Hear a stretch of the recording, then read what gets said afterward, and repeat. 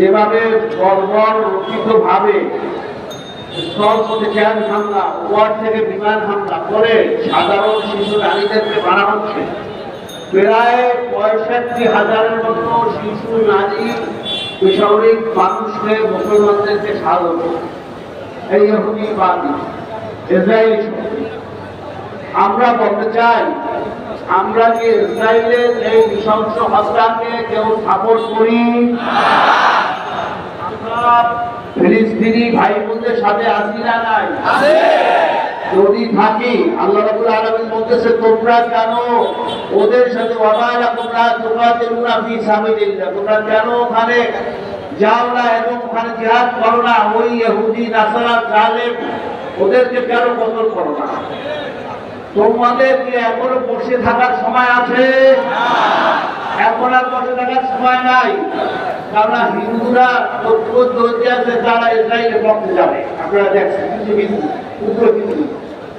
কিন্তু আমরা মুসলমান দেশগুলা মধ্যপ্রাচ্যে সৌদি আরব থেকে শুরু করে আপনার মিশর, জর্ডান, মধ্যপ্রাচ্য কাতার এবং বিশেষ করে কুয়েত, বাহরাইন, আবুধাবি, এরা যদি এক হইয়া ইসরায়েলের বিরুদ্ধে অস্ত্র ধরে বা তাদের খাদ্য তেল গ্যাস বন্ধ করে দেয়, তাহলে ইসরায়েল একদিন দেখতে পারে, 24 ঘন্টা দেখতে পারে। তাহলে কোন সমস্যা আমাদের মুসলমানদের ভিতরে?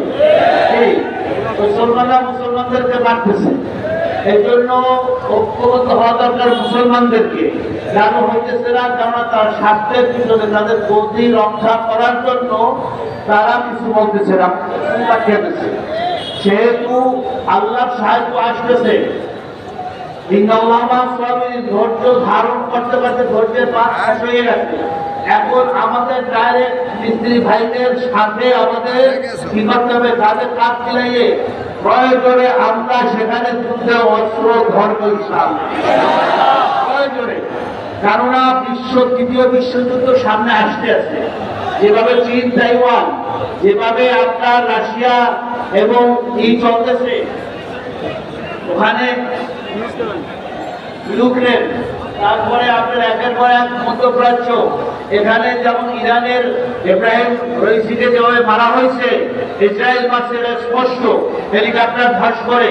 সেহেতু সমস্ত ইহুদিবাদ, খ্রিস্টান, হিন্দুরা এক হয়ে গেছে, তারা মুসলমানদেরকে নিধন করতে চায়। আমরা কি এগুলা দেখবো না? প্রতি উত্তর দেবো, জবাব দেবো। তারা রাজি আছেন?